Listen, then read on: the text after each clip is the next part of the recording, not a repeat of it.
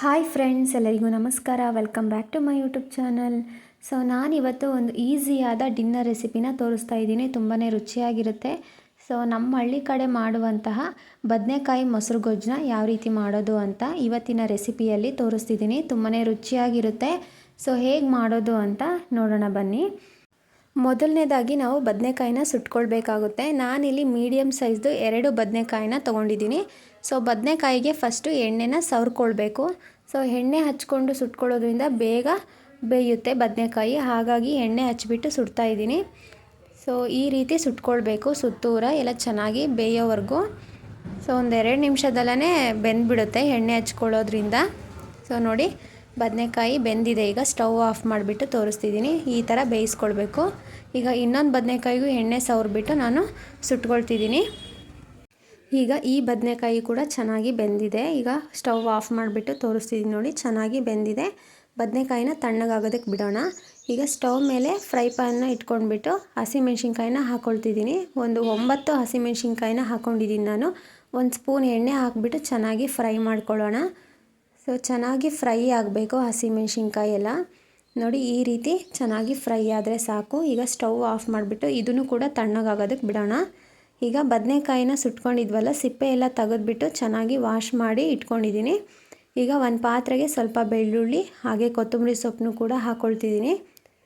So ಇಲ್ಲಿ ಮೊಸರು ಗೊಜ್ಜು ಮಾಡ್ತಿರೋದ್ರಿಂದ ನಾನು ಟೊಮೆಟೊನ ಹಾಕ್ಕೊಳ್ತಿಲ್ಲ. ಮೊಸರಿನಲ್ಲೇ ಹುಳಿ ಇರುತ್ತೆ ಅಲ್ವಾ, ತುಂಬ ಚೆನ್ನಾಗಿರುತ್ತೆ.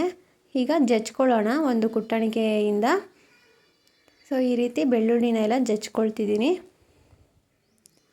ಹಾಗೆ ಬೆಳ್ಳುಳ್ಳಿ ಎಲ್ಲ ಚೆನ್ನಾಗಿ ಸ್ಮ್ಯಾಶ್ ಆದಮೇಲೆ ನಾವು ಹಸಿಮೆಣ್ಸಿನ್ಕಾಯಿನ ಹಾಕ್ಕೊಳ್ಳೋಣ. ಸೊ ನೀವು ಖಾರ ನೋಡಿಕೊಂಡು ಹಾಕ್ಕೊಳ್ಳಿ. ಹಾಗೆ ಸ್ವಲ್ಪ ಉಪ್ಪನ್ನ ಹಾಕ್ಕೊಳ್ತಿದ್ದೀನಿ ರುಚಿಗೆ ತಕ್ಕಷ್ಟು. ಈಗ ಹಸಿಮೆಣ್ಸಿನ್ಕಾಯಿನೂ ಕೂಡ ಈ ಥರ ಜಜ್ಕೊಳ್ಳೋಣ. ಸೊ ಕೈಯಲ್ಲೂ ಕೂಡ ಕಿವುಚ್ಕೊಳ್ಬೋದು. ನಾನು ಹಸಿಮೆಣ್ಸಿನ್ಕಾಯಿ ಖಾರ ಇರೋದ್ರಿಂದ ಕುಟ್ಟಣಿಕೆಯಲ್ಲಿ ಕುಟ್ಕೊಳ್ತಿದ್ದೀನಿ. ಸೊ ಈ ರೀತಿ ಚೆನ್ನಾಗಿ ಸ್ಮ್ಯಾಶ್ ಮಾಡಿಕೊಂಡ್ರೆ ಸಾಕು. ಈಗ ಮೊಸರನ್ನ ಆ್ಯಡ್ ಮಾಡ್ಕೊಳ್ಬೇಕು. ಸೊ ನಮಗೆ ಎಷ್ಟು ಬೇಕೋ ಅಷ್ಟು ಮೊಸರನ್ನ ಹಾಕ್ಕೊಳ್ಳೋಣ. ಖಾರಕ್ಕೆ ಸರಿಯಾಗಿ ಮೊಸರನ್ನ ಹಾಕಿಬಿಟ್ಟು ನಾನು ಕೈಯಲ್ಲಿ ಮಿಕ್ಸ್ ಮಾಡ್ಕೊಳ್ತಿದ್ದೀನಿ. ಸೊ ಇಷ್ಟೇ ಸಿಂಪಲ್ಲಾಗಿ ಮಾಡ್ಕೊಳ್ಬೋದು. ಈಗ ಬದನೆಕಾಯಿನ ಹಾಕ್ಕೊಳ್ಳೋಣ. ಸೊ ಚೆನ್ನಾಗಿ ಹುಳ ಎಲ್ಲ ನೋಡಿಬಿಟ್ಟು ಹಾಕ್ಕೊಳ್ಬೇಕು ಬದನೆಕಾಯಿನ. ಸೊ ಬದನೆಕಾಯಿನೂ ಚೆನ್ನಾಗಿ ಎಲ್ಲ ಮೊಸರು ಗೊಜ್ಜಲ್ಲಿ ಕಿವುಚ್ಕೊಳ್ಬೇಕು.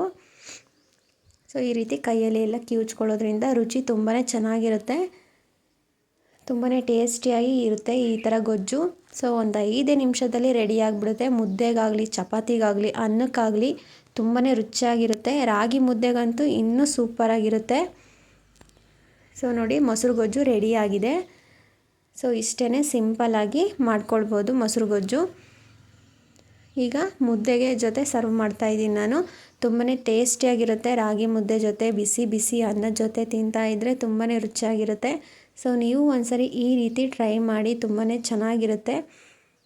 ಸೊ ಹಾಗೆ ನಿಮ್ಮ ಮನೆಯಲ್ಲಿ ಬದನೆಕಾಯಿ ಮೊಸರು ಗೊಜ್ಜು ಯಾವ ರೀತಿ ಮಾಡ್ತೀರಾ ಅಂತ ಕಮೆಂಟ್ ಮಾಡಿ ತಿಳಿಸಿ. ಸೊ ನಾನು ಈ ರೀತಿ ಮಾಡ್ತೀನಿ.